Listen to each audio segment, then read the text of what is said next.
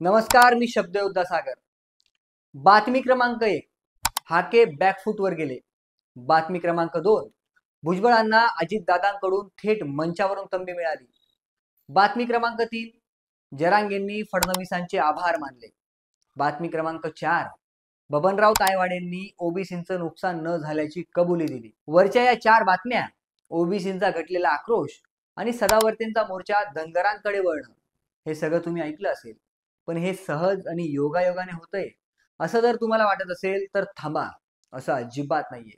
कारण या बातम्यांमागचे खरे डॉट्स जोडले तर तुमच्याही लक्षात येईल की मराठ्यांच्या मागण्या पूर्ण होणं, ओबीसी नेत्यांनी आक्रमक होणं आणि पुन्हा एकदा मवाळ होणं, हे सगळं एकाच ठिकाणाहून ऑपरेट होतंय अशी चर्चा सध्या सुरू आहे.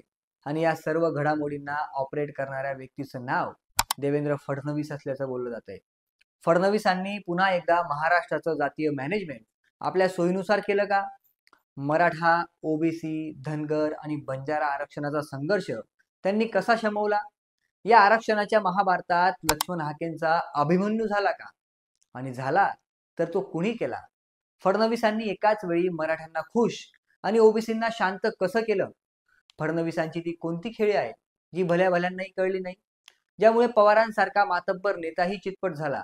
या सर्व मुद्द्यांचा डिटेल आढावा या व्हिडिओतून घेणार आहोत. त्यासाठी व्हिडिओ शेवटपर्यंत पहा आणि ऑफिशियल बापला सबस्क्राईब करायला विसरू नका.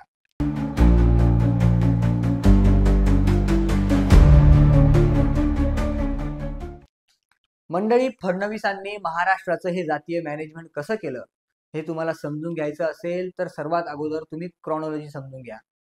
सुरुवात करूया मनोज जरांगे पाटलांच्या मुंबईतील मराठा आंदोलनापासून. मुंबई आंदोलनाची घोषणा झाली.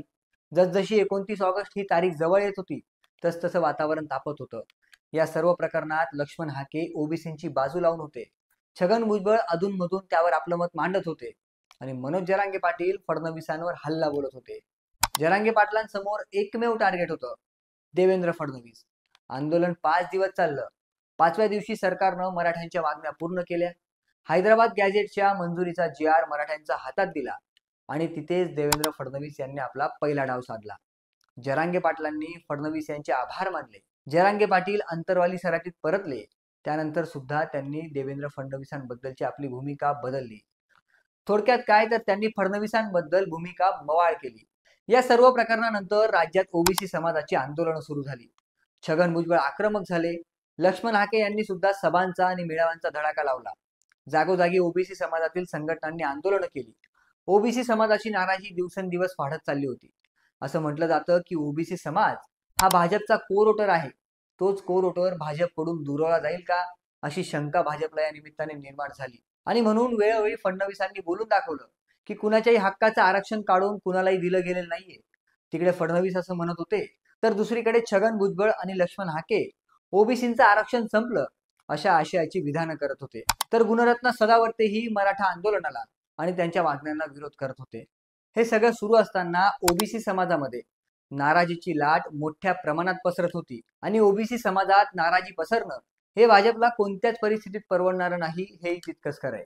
म्हणून ओबीसी समाजाच्या मनामध्ये जी भावना निर्माण झालीये आणि ज्या कारणामुळे निर्माण झालीये, अर्थात मराठ्यांचा ओबीसी मध्ये सरसकट समावेश होणं, या व्यतिरिक्त लक्ष्मण हाके आणि छगन भुजबळ यांचा आक्रमकपणाही ओबीसी समाजामध्ये भाजप विरुद्ध नाराजीची लाट पसरवण्याचं काम करत होता. म्हणून छगन भुजबळ यांना शांत करण्यासाठी, मंत्रीपद वाचवण्यासाठी अजित पवारांनी भर मंचावरून अप्रत्यक्षपणे भुजबळांना तंबी दिली. तर तिकडे धनंजय मुंडेंनी सुनील तटकरे यांच्याकडे काम मागत अप्रत्यक्षपणे मंत्रिपदाची मागणीच केली.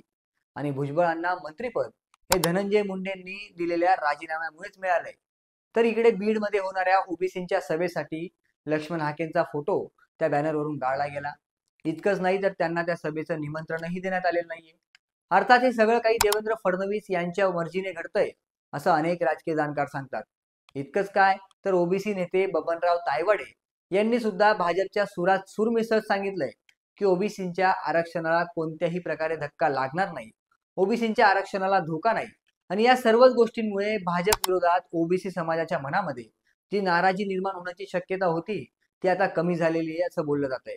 तर इकडे गुणरत्न सदावर्ते यांनी आपला मोर्चा मराठा ओबीसींच्या मुद्द्यावरून थेट धनगर आरक्षणाच्या आंदोलनाकडे वळवला.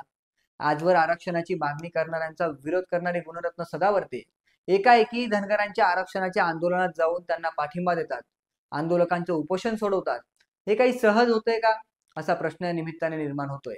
त्यातल्या त्यात गुणरत्न सदावर्ते हे फडणवीसांचेच हस्तक आहे असा आरोप त्यांच्यावर वेळोवेळी लागतो आणि सदावर्तेंची भूमिका ही फडणवीसांना पूरकच असते.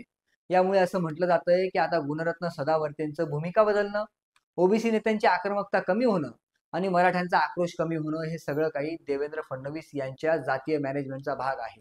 इतकंच नाही तर बंजारा समाजाच्या आरक्षणाचा मुद्दा मोठा होऊ नये आणि त्यांचा आक्रोश सरकारवर येऊ नये याचीही फडणवीसांनी पुरेपूर काळजी घेतल्याचं बोललं जात आहे. धनंजय मुंडेंना विरोध करणं आणि त्यांना टार्गेट करणं हाही त्याचाच भाग होता का, असा प्रश्न या निमित्ताने विचारला जातोय. आता मुद्दा उरतो तो लक्ष्मण हाकेंचा. अनेक वृत्तसंस्थांनी दिलेल्या मुलाखतीत हाकेंनी आपली नाराजी बोलून दाखवली. त्यांनी तर थेट असं म्हटलंय की माझा अभिमन्यू केला जातोय. आता तो अभिमन्यू कसा होतोय आणि कोण करतंय ते समजून घेऊया.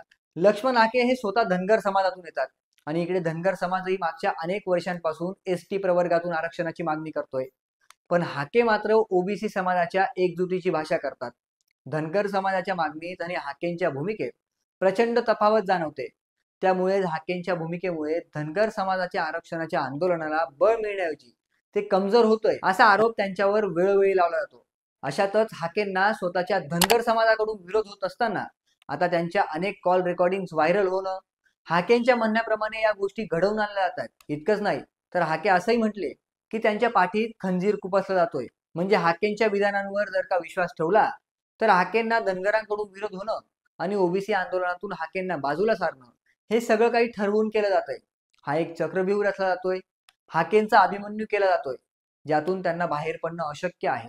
त्यांना तिथे संपवलं जातंय आणि हे सगळं देवेंद्र फडणवीस घडवून आणतायत अशी चर्चा सध्या दबक्या आवाजात सुरू आहे. कारण बीड मधली ओबीसींची सभा ही पंकजा मुंडे आणि छगन भुजबळ यांच्या नेतृत्वात होते. पंकजा मुंडे आणि छगन भुजबळ हे देवेंद्र फडणवीस यांच्या मंत्रिमंडळातले मंत्री आहेत. अर्थ स्पष्ट आहे की फडणवीसांची इच्छा असेल तर हाके नेतृत्व करतील, इच्छा नसेल तर हाके गाळले जातील, असं अनेक राजकीय जाणकार सांगतात. यातच शरद पवारांच्या राष्ट्रवादीने मंडल यात्रा काढली होती. त्या मंडल यात्रेचाही साईड इफेक्ट फडणवीसांनी होऊ दिला नाही असं बोललं जात आहे. थोडक्यात काय तर जरांगेंची मवाळ भूमिका, हाकेंना डावलणं, धनंजय मुंडेंचं सार्वजनिक पद्धतीने काम मागणं, अजितदादांकडून भुजबळांना अप्रत्यक्षपणे तंबी मिळणं, ओबीसींचा आक्रोश कमी होणं आणि सदावर्तेंनी एकाएकी भूमिका बदलणं हे सगळं काही योगायोगाने होत नाहीये. तर यात मोठी खेळी आहे आणि त्या खेळीचे मास्टर माइंड देवेंद्र फडणवीस आहेत असं अनेक जाणकार सांगतात. कारण या आधीचा इतिहास सांगतो की फडणवीस जातीय आणि सामाजिक मॅनेजमेंट करण्यात तरबेज आहेत. बाकी तुम्हाला काय वाटतं? हाकेंचा खरंच अभिमन्यू होतोय का? कमेंट करून नक्की सांगा. आणि असेच माहितीपूर्ण व्हिडिओ पाहण्यासाठी ऑफिशियल बाप या आमच्या यूट्यूब चॅनलला सबस्क्राईब करा.